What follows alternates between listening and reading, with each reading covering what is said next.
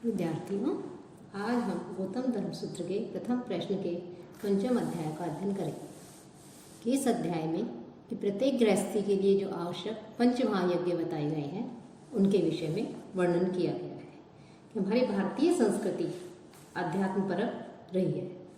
इस कारण उसमें त्याग को जो है सर्वोपरि स्थान दिया गया है और प्राचीन काल में जो यज्ञ थे उन यज्ञों को संपादित करना प्रत्येक गृहस्थी के लिए आवश्यक था और उसका परम कर्तव्य बताया गया था, क्योंकि यज्ञ के माध्यम से ही हमें जो है त्याग में जीवन व्यतीत करने की प्रेरणा मिलती है। और जो यज्ञ हैं उन यज्ञों में प्रतिदिन प्रातःकाल सायंकाल दोनों समय यज्ञ करने का विधान था, लेकिन जो पंच महायज्ञ हैं उन पांच महायज्ञों का अनुष्ठान तो प्रत्येक गृहस्थ के लिए अनिवार्य रूप से करना होता था और जो गृहस्थ इस नियम का उल्लंघन करता था उसे जो है समाज में प्रायः मृत प्राय समझा जाता था। इन पंच महायज्ञों के बारे में धर्मशास्त्रों में कहा गया है। जो पंच महायज्ञ बताए हैं उनके नाम है ब्रह्मयज्ञ, पितृयज्ञ, देवयज्ञ, भूतयज्ञ और अतिथि यज्ञ। और इन पंच महायज्ञों के विषय में आप बीए प्रथम वर्ष में भी अध्ययन कर चुके हैं। भारतीय संस्कृति के तत्व में वहाँ भी जो है आप इसके बारे में आपने अध्ययन किया है। अब गौतम धर्मसूत्र है, इस गौतम धर्मसूत्र में भी इन पंच महायज्ञ जो है इनका विधान बताया गया है। इसमें कहा गया है देव, पितृ, मनुष्य, भूत, ऋषि पूज्य है कि देव, पितृ, मनुष्य, भूत और ऋषियों की नित्य पूजा करें। कौन? गृहस्थी। गृहस्थी जो है वो प्रतिदिन देवताओं की, पितरों की, मनुष्यों की, भूत अर्थात प्राणी मात्र की, प्राणियों की और ऋषियों की पूजा करें। तो इस प्रकार से पंच महायज्ञ ही बता दिए गए हैं। तो इसमें सबसे पहला यज्ञ आता है ब्रह्मयज्ञ कि ब्रह्म यज्ञ से तात्पर्य है अध्ययन, अध्यापन, चिंतन, मनन कि प्रत्येक गृहस्थी के लिए ये आवश्यक है कि वो अपने अध्ययन अध्यापन में रत रहे अतः उसका प्रतिदिन स्वाध्याय करे। कि ब्रह्म यज्ञ का एक उद्देश्य यह भी था कि गृहस्थ आश्रम में आने से पहले वो जो है ब्रह्मचार्य आश्रम में रहकर के ज्ञान प्राप्त करता था। पुस्तकीय ज्ञान अपने गुरु के पास में बैठ करके उनसे श्रवण मनन के द्वारा जो ज्ञान प्राप्त करता था उस ज्ञान को अभ्यास के रूप में जो है उसे प्रतिदिन स्वाध्याय करना चाहिए। गृहस्थ आश्रम में रह के उसे जो है वेदों का अध्ययन करना चाहिए। तो ये उसे अध्ययन करने के लिए बताया है कि प्रतिदिन व्यक्ति जो है वो स्वाध्याय करे। ये जो है ब्रह्म यज्ञ माना गया है कि ब्रह्म यज्ञ इस यज्ञ को करने आवश्यक बनाने के लिए एक उद्देश्य ये था गृहस्थी के लिए कि वो ब्रह्मचर्य आश्रम से निकलने के पश्चात ये नहीं समझे कि उसके ज्ञान प्राप्त करने की अवधि जो है वो समाप्त हो चुकी है, कि उससे अब ज्ञानोपार्जन की क्या आवश्यकता है। ज्ञानोपार्जन का उसका अंत हो गया है। जैसा कि प्रायः हम देखते हैं आजकल समझा जाता है कि एक बार अध्ययन कर लिया तो अब हम अध्ययन कर चुके हैं, अब हमें आगे बढ़ने की आवश्यकता नहीं है। जबकि अध्ययन का ज्ञान प्राप्त करने की कोई भी उम्र नहीं है, कोई भी आयु नहीं है। ज्ञान तो अनंत है, उसे हम एक जन्म तो क्या पता नहीं कितने जन्मों तक भी जो है हम ज्ञान को प्राप्त नहीं कर सकते। तो ब्रह्मचर्य आश्रम से जो विद्याधन प्रारंभ होता था, वहाँ जो विद्याधन समाप्त करके जब गृहस्थ आश्रम में प्रवेश करता था तो उस गृहस्थ आश्रम में आने के पश्चात भी प्रत्येक गृहस्थी के लिए ये जो स्वाध्याय है, जो कुछ ब्रह्मचर्य आश्रम में रहकर उन्होंने वेदों का ज्ञान प्राप्त किया है उसका अभ्यास करना, उसका चिंतन मनन करना, ये जो है ब्रह्मयज्ञ कहलाता है। दूसरा है पितृयज्ञ कि पितृयज्ञ से तात्पर्य जो हमारे मृत पूर्वज हैं उनको प्रदान किए गए तर्पण कर्म से है कि प्रत्येक मनुष्य के लिए नित्य अर्थात प्रतिदिन अपने पितरों के निमित्त वो तर्पण करता है कि पितरों और जब पितर संतुष्ट हो जाते हैं, तृप्त हो जाते हैं तो वो जो है अपने संतान को अपने जो उनका तर्पण करते हैं पुत्र पौत्र आदि को अन्न बल आदि से संपन्न करता है, उनको आशीर्वाद आदि देते हैं। तो इसलिए जो है पितृयज्ञ को भी आवश्यक माना गया है। साथ ही साथ ऐसी व्यवस्था हम ऐसा मान सकते हैं, अनुमान लगा सकते हैं कि भारतीय संस्कृति में ऐसी व्यवस्था संभवतः इसलिए की गई होगी कि कोई भी युवक ज्ञान प्राप्त करने के पश्चात अपने कर्तव्यों से विमुख नहीं हो जाए। कि वो नियमों के पास में जकड़ा रहे और जो उसके भारतीय संस्कृति की जो मर्यादा है, जो नियम है, जो कर्तव्य हैं, उन कर्तव्यों का वो पालन करे। कि इसीलिए कि वो यदि विमुख भी होना चाहे तो उसे इस प्रकार से बंधन में बांध दिया जाए कि वो जो है नियमों से विरुद्ध नहीं जाए और इस यज्ञ के माध्यम से वो अपने पूर्वजों का, अपने मृत पितरों का स्मरण कर सके, उन्हें याद कर सके, उनके निमित्त जो है अन्न आदि दे करके, भोजन आदि जो है ब्राह्मण आदि को करवा करके वो जो है संतुष्ट हो, उसे संतोष प्राप्त हो और उनका भी आशीर्वाद बना रहे। इस प्रकार से पितृयज्ञ की भी प्रधानता है और इस यज्ञ को प्रतिदिन करने की व्यवस्था जो है गृहस्थ आश्रम में बताई गई है। तीसरा है देव यज्ञ, कि जो हवन आदि किया जाता है उसको देव यज्ञ माना जाता है। कहा भी गया है, स्वर्ग काम है अग्निहोत्रम जुहुयात, कि स्वर्ग की कामना करने वाला जो व्यक्ति है वो अग्निहोत्र करे, अर्थात प्रतिदिन जो है उसके लिए यज्ञ करने का विधान है। क्योंकि जो हम यज्ञ करते हैं, हवन करते हैं, उससे देवता आदि प्रसन्न होते हैं और जो अग्नि देवता है वो देवताओं के पुरोहित माने जाते हैं। अतः जब हवन करते हैं तो अग्नि प्रज्वलित होती है और उस अग्नि में जब हम आहुति आदि डालते हैं तो सारे देवता जो है वो संतुष्ट हो जाते हैं, प्रसन्न हो जाते हैं और प्रसन्न होकर के वो जो है प्रजा की, मनुष्य की, समाज की, सबकी जो है वो रक्षा करते हैं। इसके पीछे जो है वैज्ञानिक महत्व भी माना जाता है। प्रतिदिन जो यज्ञ करने का विधान है, तो इस यज्ञ करने के पीछे जो है कि जो आसपास का जो वातावरण है, वायु है, वो प्रतिदिन जब हम हवन करते हैं उसमें घी आदि डाला जाता है, हवन सामग्री डाली जाती है, तो उस अग्नि से जो धुआं आदि निकलता है, वो धुआं आदि निकलने पर चारों ओर का जो वातावरण है और जो वायु है वो शुद्ध होती है, तो उसको शुद्ध करने वाला होता है। और उस यज्ञ में जो अग्नि प्रज्वलित होती है और जो धुआं निकलता है, उस धुआं से आसपास जो विद्यमान जो अनेक प्रकार के जो रोगाणु होते हैं, जो बैक्टीरिया होते हैं, छोटे छोटे कीट पतंगे होते हैं, जो व्यक्ति के लिए जो है उसको बीमार कर सकते हैं, स्वस्थ कर सकते हैं, तो उनको भी मार देते हैं। अतः इस हवन करने के पीछे, यज्ञ करने के पीछे देखें तो हम आध्यात्मिक एवं भौतिक दोनों ही दृष्टि से जो है इस यज्ञों का अत्यधिक महत्व है। इसलिए इसमें धर्मशास्त्रकारों ने प्रतिदिन व्यक्ति को जो है यज्ञ करने के लिए कहा है और जो यज्ञ किया जाता, ये जो यज्ञ है, इस यज्ञ को जो है देव यज्ञ की संज्ञा दी गई है। क्योंकि हम जो भी आहुति डालेंगे, हवन करेंगे, उस हवन से अग्निदेव प्रसन्न होंगे, अग्नि प्रज्वलित होगी और उसमें जो आहुति डालेंगे वो सारे देवताओं तक पहुंचती है, उससे फिर वर्षा होती है, वर्षा से अन्न उत्पन्न होता है, अन्न से जो है प्रजा उत्पन्न होती है, प्रजा जो है वो संतुष्ट होती है। तो इस प्रकार से इस देव यज्ञ की प्रधानता है। तो अतः पाप के निवारणार्थ और आध्यात्मिक दृष्टि, दोनों दृष्टि से और भौतिक दृष्टि से भी आसपास के वातावरण को जो है शुद्ध और पवित्र करने के लिए भी इसे जो है हवन करने के लिए कहा गया है। कि कहा जाता है अग्नि जो है उसमें पवित्रीकरण की इतनी अधिक शक्ति होती है कि अशुद्ध से अशुद्ध वस्तु भी यदि इस अग्नि में डाल दी जाए तो वो शुद्ध हो जाती है।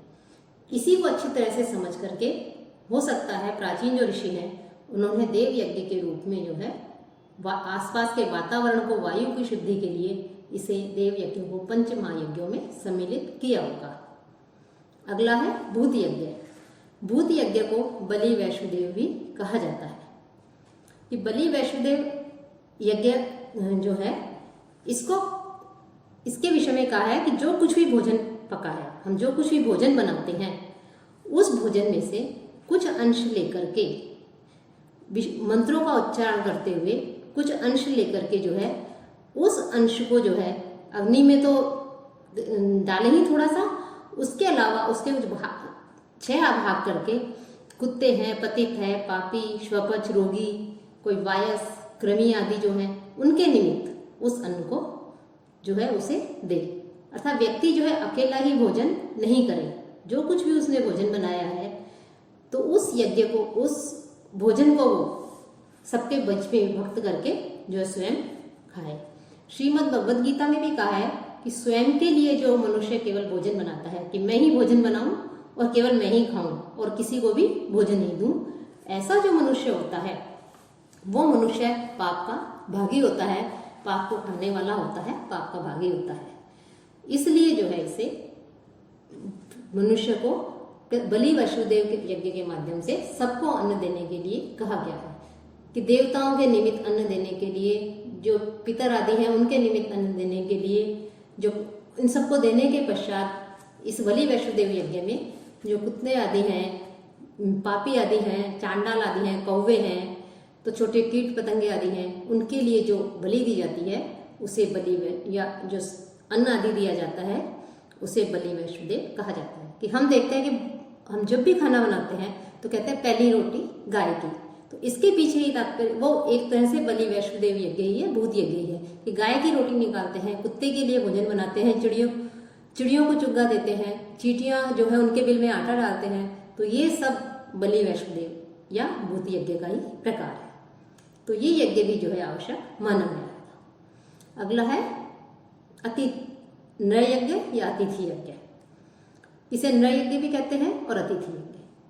कि अतिथि को जो है चतुर्थ देवता माना गया है कि मातृ देवो भव है, पितृ देवो भव, आचार्य देवो भव और अतिथि देवो भव। कि अतिथि यज्ञ जो है या नर यज्ञ जो है, इसके मूल में देखें तो हम समाज कल्याण की भावना ही सन्निहित है कि क्योंकि हमारे जो भारतीय संस्कृति है उसमें अतिथि सेवा का अत्यधिक महत्व रहा है, विशेष महत्व जो है उनका बताया गया है। और प्रत्येक गृहस्थी जो है वो अतिथि के प्रति उसके क्या उत्तरदायित्व है, क्या कर्तव्य है, उसको समझे। अतिथि भी जो है वो भी कोई साधारण व्यक्ति नहीं होता था, वे पूर्ण विद्वान, परोपकारी, जितेंद्रिय, धार्मिक, सत्यवादी और जो है नित्य भ्रमणशील प्राणी होते थे। तो ऐसे व्यक्ति के आने पर जो उसका आदर सत्कार करके सम्मान पूर्वक उसको भोजन आदि दिया जाए तो वो नर यज्ञ या अतिथि यज्ञ कहलाता है। इस प्रकार से ये जीव जो है प्रत्येक गृहस्थ के लिए ये पंच महायज्ञ आवश्यक बताए हैं कि और अतिथि किसे कहा है? न तिथि यस्य से अतिथि, अर्थात जिसके आने की कोई तिथि निश्चित नहीं है। अचानक से जो कोई भी हमारे घर पर आ जाए तो उसे जो है उसके आने पर उसको बैठने के लिए उत्तम आसन देना चाहिए और उसे जल आदि जो है की व्यवस्था करनी चाहिए, उसके लिए भोजन आदि की व्यवस्था करनी चाहिए। तो इस प्रकार से उसे पूर्ण रूप से संतुष्ट करना चाहिए। तो ये जो पंच महायज्ञ हैं, इन पंच महायज्ञों का के विषय में इस गौतम धर्म सूत्र में और प्राचीन जो धर्मशास्त्र है, हमारी स्मृतियां आदि हैं, उनमें भी जो है इसमें विस्तार से चर्चा की गई है कि जो इन और पंच महायज्ञों के द्वारा कि प्रतिदिन व्यक्ति जो है अनजाने में ही उससे 5 प्रकार के पाप हो जाते हैं और उन पापों से मुक्ति के लिए, उन पापों से जो है छूटने के लिए इन पंच महायज्ञों की, जीव हत्या के दोष से छूटने के लिए जो है इन पंच महायज्ञ की व्यवस्था की गई है। तो इस प्रकार से हमारी भारतीय संस्कृति में इन पंच महायज्ञों की महत्ता स्पष्ट होती है कि किस प्रकार से प्रत्येक गृहस्थी को इन पंच महायज्ञों का संपादन करना चाहिए। ये उसके लिए सर्वश्रेष्ठ है कि मानव ऐसे वातावरण में रहे और इस प्रकार का कार्य करे कि जिससे आध्यात्मिक भावना जो है वो उत्पन्न हो और आध्यात्मिक भावना के साथ साथ भौतिक उन्नति का जो मार्ग है वो भी प्रशस्त है। कि आध्यात्मिकता से सांसारिकता को मिलाने का जो प्रयास है वो हमारी भारतीय संस्कृति ने किया है। और इन पंच महायज्ञों को हम देखें तो इनके पीछे भी यही भावना दृष्टिगत होती है। तो इस प्रकार से इन पंच महायज्ञों के विषय में गौतम धर्म सूत्र में बताया है। तो सबसे इसमें कहा है नित्य स्वाध्याय, जैसा चौथा सूत्र है इसमें बता रहे हैं कि प्रतिदिन वो स्वाध्याय करें। इसे ब्रह्म यज्ञ कहते हैं। पितृभ्यश्च उदक दानम यथो उत्साहम अन्य, और पितरों के निमित्त जो उदक दान आदि किया जाता है, जो तर्पण आदि किया जाता है, भोजन आदि दिया जाता है, उसे पितृयज्ञ कहते हैं। भार्याति अग्निहित दार्यात विवाह, कि जिस अग्नि में विवाह के समय कर्म किए जाते हैं उससे प्रारंभ करके अथवा पिता या भाइयों के बंटवारे के समय से प्रारंभ करके सायंकाल एवं प्रातःकाल हवन करने के लिए, अग्नि में जो है पूजा आदि करने के लिए उसे कहा गया है। जैसे देव यज्ञ बताया है, तो ये जो है देव यज्ञ कहलाता है कि प्रतिदिन वो पूजा आदि करे। तस्मिन ग्रहाणि कर्माणि, और उसी अग्नि में सारे गृहीय कर्म जो भी बताए हैं मनुष्य के लिए, भूत यज्ञ आदि, ये सब जो है उस अग्नि में करे। देव पितृ मनुष्य यज्ञ स्वाध्यायश्च बलि कर्म, और वो जो अग्नि है उसी अग्नि में देव यज्ञ, पितृयज्ञ, नृ यज्ञ के कर्म करे और स्वाध्याय आदि करे और बलि कर्म आदि करे। अब देव यज्ञ के विषय में बताएं देव यज्ञ कैसे करें। तो इसके 9वें सूत्र में कहते हैं, अग्नौ अग्नि धन्वंतरी विश्वे देवा प्रजापति स्विष्टकृत इति होमः। अग्नौ अग्नि, कि अग्नि में अग्नि, धन्वंतरी, विश्वे देवा, प्रजापति और स्विष्टकृत आदि इनके निमित्त जो यज्ञ किया जाए, हवन किया जाए, तो प्रत्येक के साथ में जो है स्वाहा जोड़ करके इनके नाम का उच्चारण करते हुए स्वाहा शब्द का जो है उच्चारण किया जाए। तो ये इस प्रकार से यज्ञ किया जाए। और भूत यज्ञ के लिए कह रहे हैं, दिक देवताभ्यश्च यथास्व, कि जिस देवता की जो दिशा कही गई है उसी दिशा में उस देवता के निमित्त बलि आदि यज्ञ आदि किया जाए, उसके निमित्त हवन आदि करना चाहिए। द्वारशु महद्भ्यः, और घर के जो सारे द्वार हैं, जो भूत बलि वैश्वदेव या भूत यज्ञ उसके लिए कह रहे हैं कि घर के जो द्वार हैं उन सभी द्वारों पर महद्भ्यः स्वाहा, इस प्रकार से मंत्र का उच्चारण करते हुए जो पूजनीय हैं, सम्मानीय हैं, जिनको अन्न आदि दिया जाना चाहिए, उनको देना चाहिए। गृह देवताभ्यः प्रविश्य, और घर के देव अंदर प्रवेश करके गृह देवताभ्यः स्वाहा, इस प्रकार से कहते हुए गृह देवताओं के लिए बलिहरण करना चाहिए। ब्रह्मणे मध्य, और घर का जो बीच का भाग है मध्य में, कि घर जब हमारा जो घर होता है उसमें जो मध्य वाला भाग है उसको ब्रह्म स्थान कहा जाता है, तो वो ऐसा ब्रह्मा का स्थान है। तो वहां पर ब्रह्मणे स्वाहा ऐसा कहकर ब्रह्मा के लिए बलि आदि देनी चाहिए। आकाशाय अंतरिक्षे बलि उत्क्षेप्य, और आकाश के लिए कैसे हवन दे, बलि दें, आकाशाय स्वाहा, ऐसा कहते हुए आकाश के लिए अंतरिक्ष में बलि दे। नक्तं चरेभ्यः सायं, और रात्रि में विचरण करने वाले जो प्राणी हैं उनके लिए सायंकाल के समय में नक्तं चरेभ्यः स्वाहा, इस प्रकार से उच्चारण करते हुए उन्हें बलि दे। स्वस्ति वाच्य भिक्षा दानम अपि पूर्वम, कि बलिहरण के पश्चात भिक्षुक के हाथ में पहले जल देकर और फिर स्वस्ति वाचन करते हुए स्वस्ति अस्तु, तो इस प्रकार स्वस्ति वाचन करते हुए उसे जो है भिक्षा देनी चाहिए। तो भिक्षा देने की विधि यहाँ पर बताई गई है। साथ ही साथ इसी गौतम धर्म सूत्र में जो है दान के लिए कहा गया है, ददातीषु चैवम धर्मेषु, कि धर्मानुसार दिए जाने वाले जो दान हैं उन दानों में भी इसी प्रकार से दान दिया जाता है कि पहले हाथ में जल आदि दिया जाता है, फिर उससे दान आदि दिया जाता है। और जो अब्राह्मण है, कि ब्राह्मण से भिन्न जो क्षत्रिय वैश्य आदि हैं वो, और ब्राह्मण और श्रोत्रिय अर्थात इसने वेद आदि का अध्ययन किया है इन्होंने, और वेद विद्या में जो पारंगत है, ऐसे व्यक्ति को यदि दान दिया जाता है तो क्रमशः समान, दुगुना, सोगुना और अनंत फल की प्राप्ति होती है। कि यदि ब्राह्मण से भिन्न को दान दिया जाता है तो समान फल की प्राप्ति होती है जो हम उसे दान आदि दे रहे हैं, और ब्राह्मण को दान दिया जाता है तो जो जितना हम दे रहे हैं उसे दुगने फल की प्राप्ति होती है।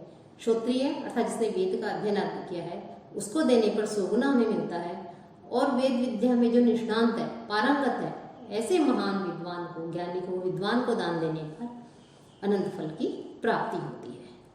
और इसी क्रम में दान के विषय में देते हुए कि वेद के अध्ययन के उपरांत गुरु के लिए, विवाह के लिए, योगी के लिए, औषध के लिए, हीन वृत्ति निम्न वृत्ति वाले जो लोग हैं उनके लिए, यज्ञ करने वाले के लिए, अध्ययन करने वाले के लिए, मार्ग में जो जा रहा है उसके लिए, विश्वजीत यज्ञ करने वाले के लिए, और बहिर्वेदी अर्थात यज्ञ की दक्षिणा के समय दिए जाने वाले दान से भिन्न प्रकार का जो दान होता है वो दान हमें देना चाहिए। अर्थात सभी के लिए लगभग यहाँ पर दान की व्यवस्था की गई है कि ऐसे जो है दान देना चाहिए।